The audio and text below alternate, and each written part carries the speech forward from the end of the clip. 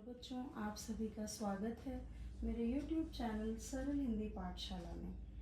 बच्चों, आज की वीडियो में हम अशुद्धि शोधन विषय पर पढ़ेंगे। अशुद्धि शोधन, जैसा कि नाम से ही जाहिर हो रहा है कि हमें अशुद्धि शोधन करना है, अशुद्धि दूर करना है। तो अशुद्धि शोधन का अर्थ है बच्चों, प्रस्तुत शब्द या वाक्य में मौजूद अशुद्धियां ठीक करना। ठीक है, अशुद्धि मतलब गलतियां, शोधन मतलब ठीक करना। तो शब्द या वाक्य में मौजूद अशुद्धियों को ठीक करना जो है उसे हम अशुद्धि शोधन कहते हैं। थोड़ा सा और हम देख लेते हैं। हिंदी की लिपि देवनागरी लिपि है। लिपि मतलब जिस लिपि में हम लिखते हैं, जैसे ये लिखा हुआ है हिंदी, तो ये किस लिपि में लिखा है बच्चों? देवनागरी। हमारी हिंदी की लिपि कौन सी है? देवनागरी। एग्जाम्स में भी पूछा जाता है कई बार। और इस लिपि की क्या विशेषता है? इस लिपि की यह विशेषता है कि यह जैसी लिखी जाती है वैसी ही पढ़ी जाती है। यही कारण है बच्चों कि उच्चारण अशुद्ध होने पर लेखन भी हमारा अशुद्ध हो जाता है। ठीक है, तो अशुद्धियां हमारी 3 प्रकार की होती हैं बच्चों। वर्ण संबंधी अशुद्धियां, शब्द संबंधी अशुद्धियां और वाक्य संबंधी अशुद्धियां। अब हम देख लेते हैं वर्ण संबंधी अशुद्धियां क्या होती हैं। वर्ण संबंधी अशुद्धियां बच्चों 2 प्रकार की होती हैं। पहली है स्वर संबंधी और दूसरी है व्यंजन संबंधी। ठीक है, तो हम देख लेते हैं। पहले स्वर संबंधी अशुद्धियों को देख लेते हैं क्या क्या होती हैं। इसमें हमारा जो छोटा आ है, ह्रस्व आ, बिना मात्रा का आ, इससे संबंधी कुछ अशुद्धियां हम करते हैं। हम गलत बोलते हैं बच्चों, अशुद्ध बोलते हैं। जैसे जो हमारा शुद्ध रूप है अधीन, छोटा होना चाहिए, हम उसको बोलते हैं बड़ा, आधीन, जबकि हमें बोलना क्या है? अधीन। ठीक है, तो ये आपने जान लिया, आधीन गलत है। हमें शुद्ध रूप में कैसे बोलना है? अधीन, और लिखना भी है अधीन। ऐसे ही हम अधिकारी जो शब्द है उसको बोलते हैं आधिकारी। आधिकारी गलत है। एग्जाम्स में बेटा ये लिखा हुआ आता है, आपको शुद्ध रूप लिखना होता है। ठीक है, या फिर ये आधीन लिख देते हैं, इसके शुद्ध रूप 4 लिख देते हैं, उसमें से आपको एक सही वाला चुनना होता है। तो आपको ये पता होना चाहिए कि ये शुद्ध रूप है। आगे हम देख लेते हैं बड़ा संबंधी अशुद्धियां। तो जैसे हमारा आगामी, देखिए अशुद्ध क्या है? आगामी, लेकिन शुद्ध क्या होगा? आगामी। बड़ा संबंधी हम अशुद्धि करते हैं, हम बोलते हैं आगामी, जबकि हमें बोलना क्या है? आगामी। ऐसे ही कई लोग संसारिक बोलते हैं, जबकि शुद्ध क्या है? सांसारिक। ऐसे ही तत्कालिक नहीं होता है बच्चों, क्या होता है? तात्कालिक। तो हमें ये ध्यान रखना है कि बड़ा संबंधी जो अशुद्धियां हैं उनको देख लेना है ध्यान से। हमें करना कुछ नहीं है, हमें बस ये जो शुद्ध रूप है इसी को ध्यान से पढ़ना है, ध्यान से बोलना है और बिल्कुल इसी तरह लिखना है। तो ई संबंधी कुछ अशुद्धियां होती हैं बच्चों, ज्यादातर देख लेते हैं कौन सी हैं। अतिथि, इसमें आप देख रहे हैं हम क्या बोल रहे हैं? अतिथि, है ना, जबकि हमारा शुद्ध शब्द क्या होता है? अतिथि। शुद्ध हम बोलेंगे तो लिखेंगे अतिथि, दोनों में छोटी की साउंड आ रही है ना, अतिथि। तो ध्यान दीजिए आप लोग, हम जब बोलेंगे शुद्ध तो लिखेंगे भी शुद्ध। ये आपको एग्जाम में इसी तरह मिलेगा, अशुद्ध लिखा हुआ, और इसके ऑप्शन होंगे कई, उसमें से आपको एक छांटना होगा, या फिर ये लिखने के लिए आएगा कि अतिथि का शुद्ध रूप क्या है। आगे देख लेते हैं। कालिदास में तो बहुत लोग, ये सारे शब्द ऐसे लिए हैं बच्चों मैंने जिसमें ज्यादातर लोग गलतियां करते हैं। कालिदास का शुद्ध रूप क्या है? कालिदास, ला पर छोटी। ऐसे ही वाल्मीकि, इसमें भी बहुत ज्यादा, यहाँ ग्रेजुएशन पोस्ट ग्रेजुएशन किए हुए लोग भी इसमें गलती करते हैं बच्चों, तो ये आपको ध्यान देना है। वाल्मीकि क्या होता है हमारा? वाल्मीकि, का पर छोटी होती है, बड़ी नहीं होती। अगला हमारा बड़ी संबंधी कुछ अशुद्धियां होती हैं, देख रहे हैं। आपको लग रहा होगा अरे ये तो मैं भी गलत करता हूँ या करती हूँ, तो आपको अब से आज पता चल गया। पत्नी की स्पेलिंग क्या है? बड़ी की मात्रा आएगी बेटा। शुद्ध रूप क्या है? बड़ी, पत्नी। पत्नी नहीं होता है, पत्नी। ऐसे ही दधीची नहीं होता है, दधीची। पीताम्बर भी आप देखते हैं सभी लोग, बहुत सारे लोग गलती करते हैं, पीताम्बर, है ना, पापर बड़ी। ऐसे ही ऊ संबंधी कुछ बहुत साधारण अशुद्धियाँ हम लोग करते हैं, रेणु लिखते हैं, है ना, जबकि लिखना क्या होता है, रेणु, छोटा ऊ, अड़ा पर छोटा ऊ। ऐसे ही साधुवाद, साधुवाद नहीं होता है, साधुवाद, धा पर छोटा ऊ। ऐसे ही हमारा और आ जाता है बड़ा ऊ संबंधित। देखिए आपको लग रहा होगा हाँ ये तो शुद्ध है, बिल्कुल नहीं बेटा, ये अशुद्ध है, अनुदित नहीं होता है, अनुदित होता है। ठीक है, हम बड़ा ऊ जहाँ लगाना चाहिए वहाँ छोटा ऊ लगा देते हैं। ऐसे ही पूज्य नहीं, पूज्य, ऊर्ध्व नहीं, ऊर्ध्व, बड़ा ऊ, है ना। इसको आप लोग 2-4 बार पढ़ लीजिएगा तो क्लियर हो जाएगा बेटा। और शुद्ध बोलने की कोशिश करिए, है ना। पूज्य बोलेंगे तो छोटा ऊ ही लिखेंगे, हमें बोलना क्या है, पूज्य। ऐसे ही ऊर्ध्व नहीं बोलना है, हमें बोलना है ऊर्ध्व। जब बड़ा ऊ बोलेंगे तो अपने आप बड़ा ऊ लिखेंगे। ऐसे रे संबंधी बहुत ही कॉमन अशुद्धियाँ हैं, देखिए आप सब भी करते होंगे, आज से आपकी अशुद्धि नहीं होगी। अनुग्रहित नहीं होता है बेटा, अनुगृहीत, री की मात्रा होती है, ये जो री है इसकी ऐसी मात्रा होती है ना। ऐसे ही दृष्टा नहीं होता है, क्या होता है, दृष्टा, क्या होता है बच्चों, दृष्टा। ऐसे ही श्रृंगार जो है इसमें रा जो है ये नहीं लगता है बिल्कुल भी।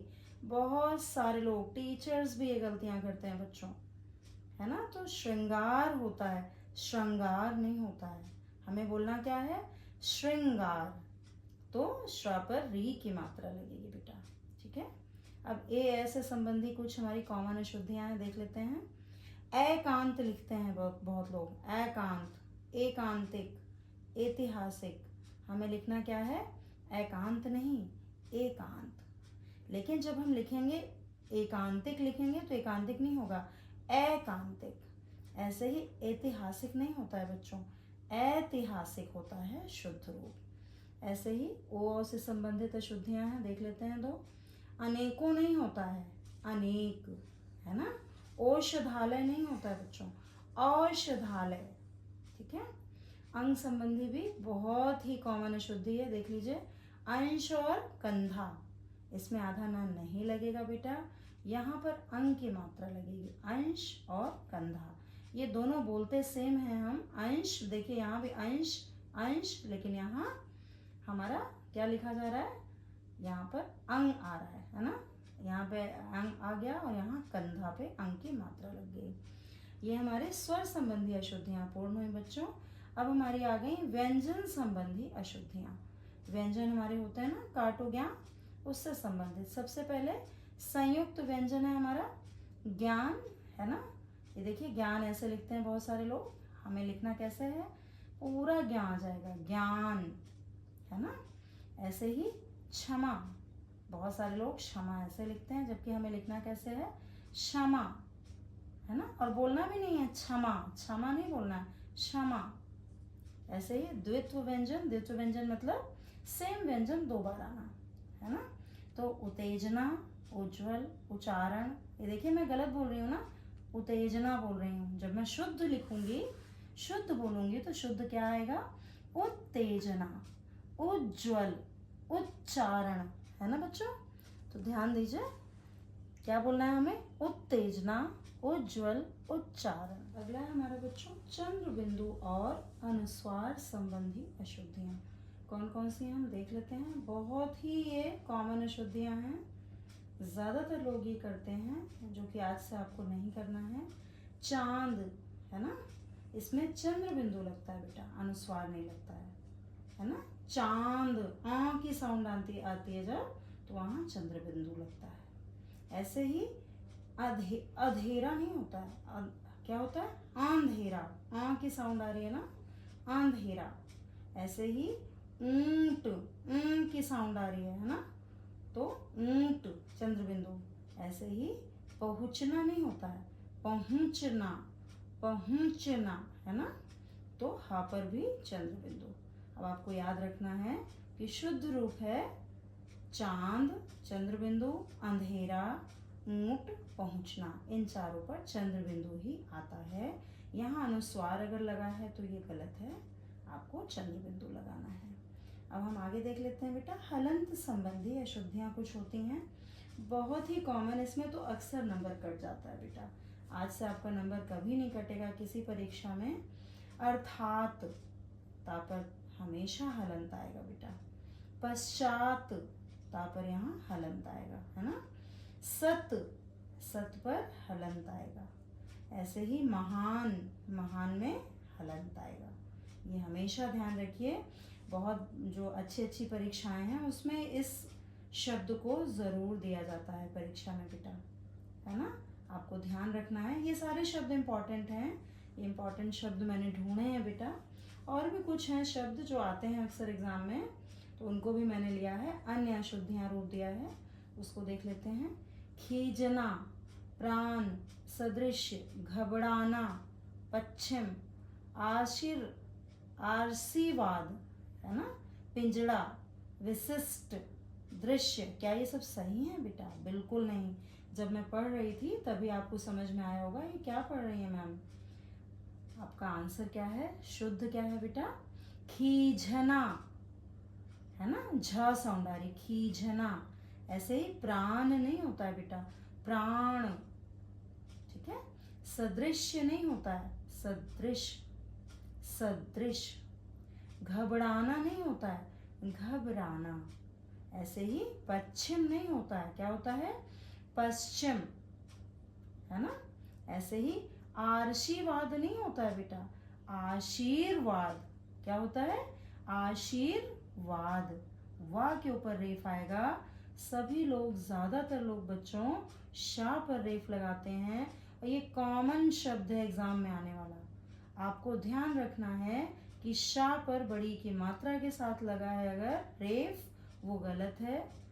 हमें कहाँ लगाना है? वाह पर, आशीर्वाद, ठीक है। ऐसे ही पिंजड़ा, सभी बच्चे पिंजड़ा बोलते हैं, है ना, सभी लोग। हमें बोलना क्या है? पिंजरा। शुद्ध शब्द क्या है? पिंजरा, ठीक है। ऐसे ही विशिष्ट नहीं होता है बेटा, क्या होता है? विशिष्ट, है ना, विशिष्ट। यहाँ पर षटकोण वाला आधा श आता है। ऐसे ही दृश्य, इसमें षटकोण का श नहीं आएगा, इसमें क्या आएगा? ये आपका दंतिश आएगा, शलजम वाला श आएगा। दृश्य, है ना, दृश्य। तो ये बच्चों आपकी अशुद्धियाँ कौन सी खत्म हुई? स्वर संबंधी अशुद्धियाँ मैंने पूर्ण की। अब हम कल हमने स्वर और व्यंजन संबंधी अशुद्धियाँ आज जान ली, उसके बारे में पढ़ लिया। आप लोग इसकी प्रैक्टिस करिएगा बेटा। आप 2-4 बार इसको ध्यान से पढ़ेंगे, अशुद्ध और शुद्ध, तो आपको क्लियर हो जाएगा। और ये इतनी छोटी अशुद्धियों की वजह से बच्चों, जब 1 नंबर 2 नंबर कट जाता है, 3 नंबर, है ना, तो वो बहुत बुरा लगता है, अरे काश पढ़ लेता। तो आप सभी प्लीज़ इसको 2 बार पढ़ लोगे, हमेशा के लिए हो जाएगा सही। और बोलो शुद्ध हमेशा, है ना। तो अब हम अगली वीडियो में बच्चों, अगली जो हमारी अशुद्धि है, शब्द संबंधी अशुद्धियाँ जो हम करते हैं उसके बारे में पढ़ेंगे, ठीक है बेटा। ये हमने क्या पढ़ी आज?